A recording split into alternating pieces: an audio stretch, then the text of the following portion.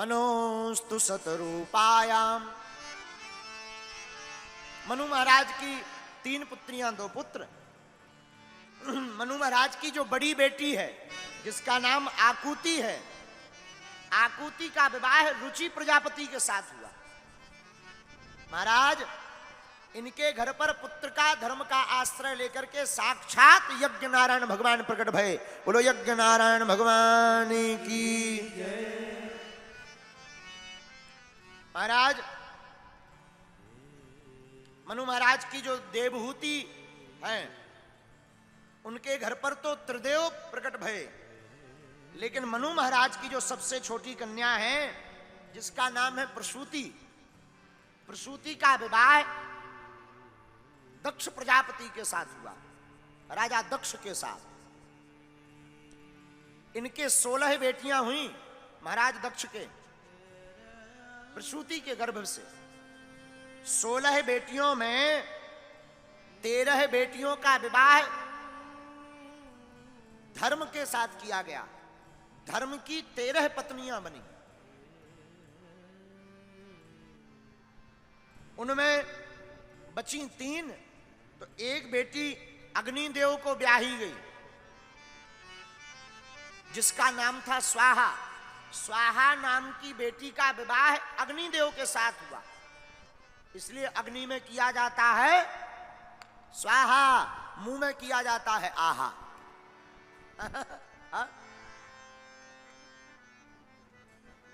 दूसरी बेटी सुधा नाम की बेटी का विवाह पितरों के साथ हुआ, लेकिन 16वीं जो तीसरी बेटी बची 16 बेटियों में जिनका नाम था सती, सती का विवाह भगवान शंकर के साथ हुआ। लेकिन महाराज इनके कोई संतान ना हो सकी। परीक्षित जी हाथ जोड़कर बोले महाराज क्यों नहीं हो पाई? क्योंकि सती ने मध्य में ही अपने प्राण त्याग दिए, जीवन के प्राणाहुति कर दी। अच्छा महाराज किस बात से? पिता के कारण। महाराज ये कथा जरा हमें विस्तार पूर्वक सुनाओ। देखो, ईश्वर अंश जीव आदिनासी,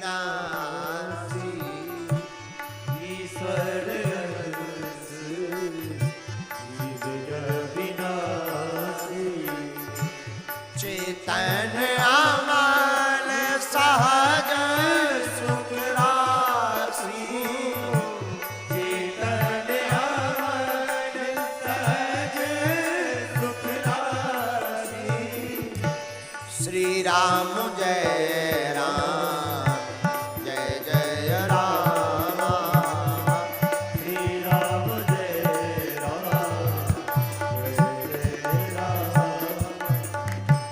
ये सारा संसार प्रभु का बनाया है, राम जी का बनाया है। हम आप भी राम जी के बनाए हैं, सब ईश्वर के अंश हैं। मध्य में जब भागवत में सृष्टि वर्णन आता है तो ये विदुर और मैत्रेय जी के प्रसंग में आता है, लेकिन आज समय कम है इसलिए विदुर जी के प्रसंग को बोलेंगे तो भगवान शंकर का विवाह नहीं हो पाएगा। तो ये विदुर मैत्रेय प्रसंग में सृष्टि प्रक्रिया का वर्णन आता है बड़े विस्तार पूर्वक। इसमें एक सार की बात बता देते हैं। जब तक विदुर जी कौरवों के साथ रहे, कौरवों का बाल बांका नहीं हुआ। रामायण में भी जब तक विभीषण जी रावण के साथ रहे, रावण का बाल बांका नहीं हुआ। विदुर जी और विभीषण जी दोनों धर्म का रूप हैं। जब तक आपके घर में धर्म का कोई रूप रहेगा, कोई भी आपका बाल बांका नहीं कर सकता है। लेकिन जहां धर्म घर से जाएगा तो फिर कोई बचाने वाला नहीं है। रामायण पढ़ो तो चौपाई आती है, आज से कहीं चला विभीषण जब ही, आज से कहीं चला हुआ क्या? आयुहीन भये सब तब ही,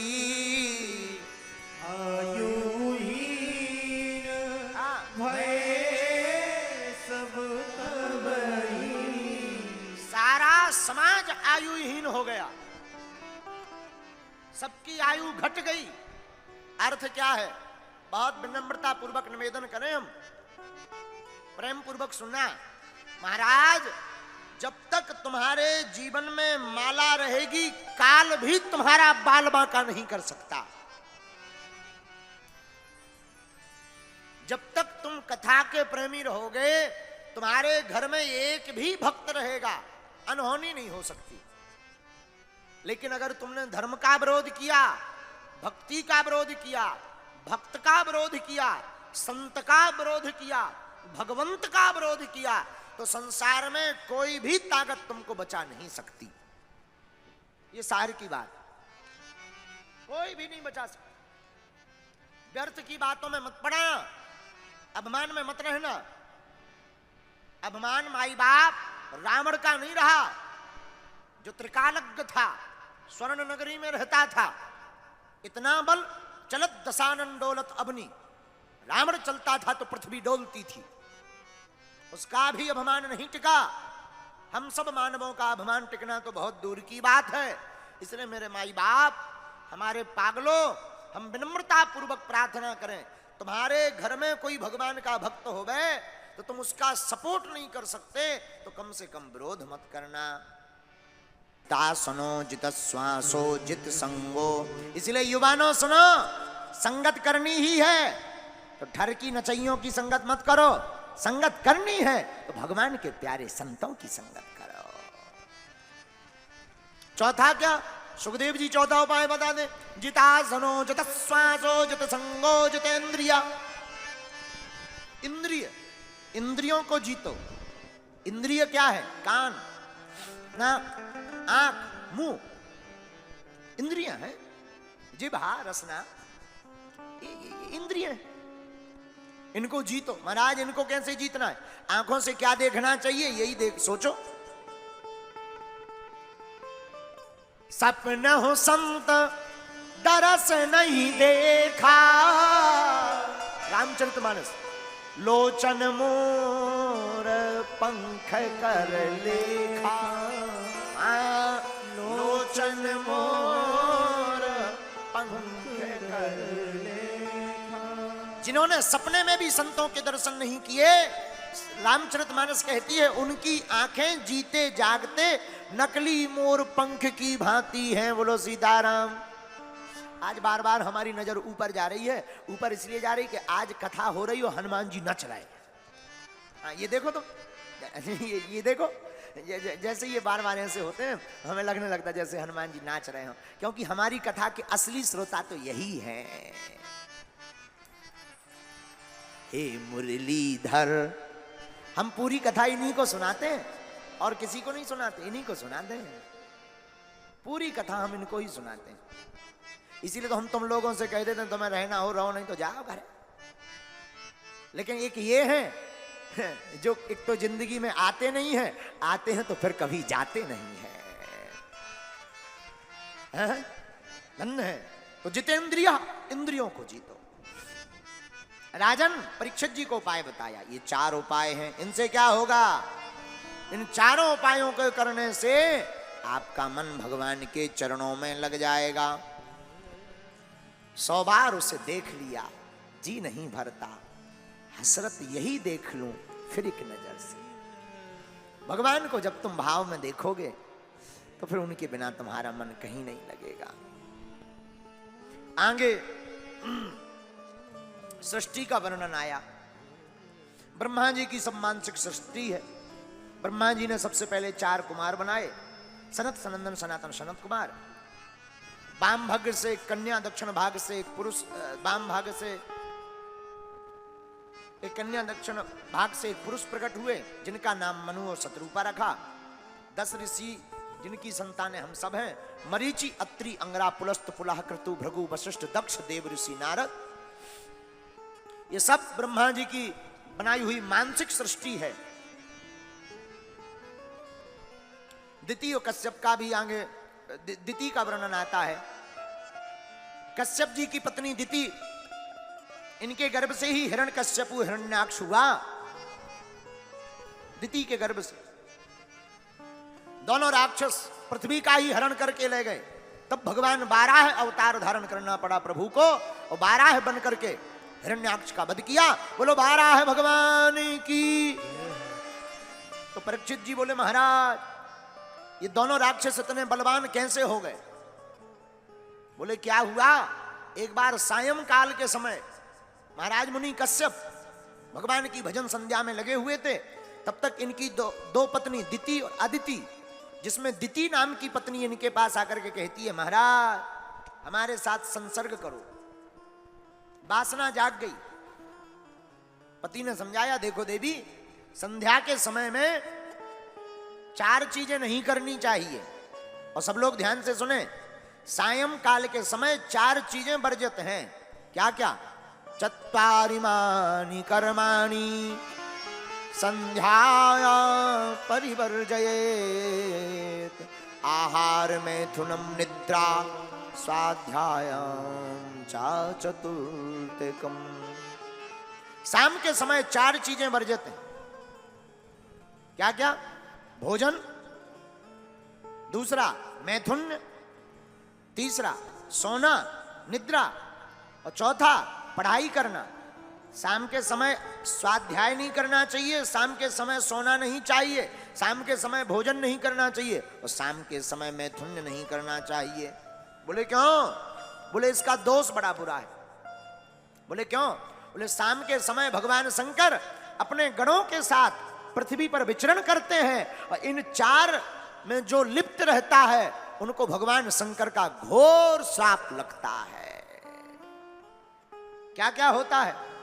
आहारे जायते व्याधि, जो शाम के समय भोजन करता है उस व्यक्ति को भैया रोग हो जाता है।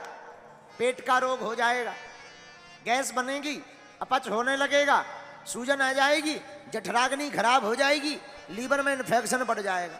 शाम के समय नहीं। हाँ कोई बहुत ज्यादा दिक्कत है, दिन भर भूखे मर गए हो तो पानी वानी पी करके थोड़ा रुक करके, शाम के समय तो भगवान का नाम जप करना चाहिए। बोले क्या होता? आहारे जायते व्याधि गर्भदुष्टश्च मैथुने। सायं काल समय मैथुन करने से अगर गर्भ ठहर जाए तो वह संतान दुष्ट उत्पन्न होती है, आतताई उत्पन्न होती है, महा दुष्ट उत्पन्न होते हैं वह संतान। आहारे जायते व्याधि गर्भदुष्टश्च मैथुने, निद्रायाम हरते लक्ष्मी। शाम के समय सोने से लक्ष्मी चली जाती है, इसलिए शाम के समय सोना नहीं चाहिए। सोना और रोना दोनों बंद, रोना भी नहीं चाहिए। अगर शाम के समय सोओगे तो लक्ष्मी जाएगी। निद्रायाम हरते लक्ष्मी स्वाध्याये मरणम ध्रुवम। शाम के समय स्वाध्याय करने से शीघ्र मृत्यु होती है, हाँ जल्दी मौत होती है। इसलिए शाम के समय ये 4 चीजें वर्जित हैं।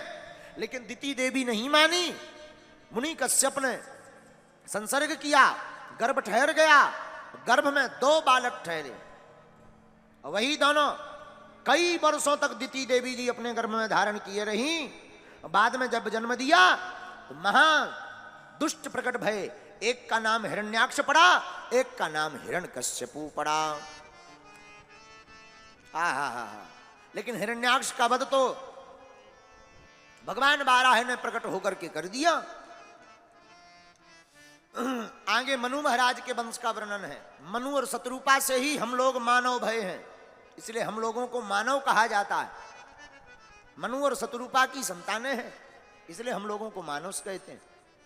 5 संतानें हुई सबसे पहले मनु शत्रुपा की। 3 पुत्रियां 2 पुत्र, आकुति देवहूति प्रसूति। ये 3 पुत्रियां प्रियव्रत और उत्तानपाद, ये 2 पुत्र हुए। मनु महाराज भगवान ब्रह्मा जी की सृष्टि बनाने में बड़ी सहायता करते हैं।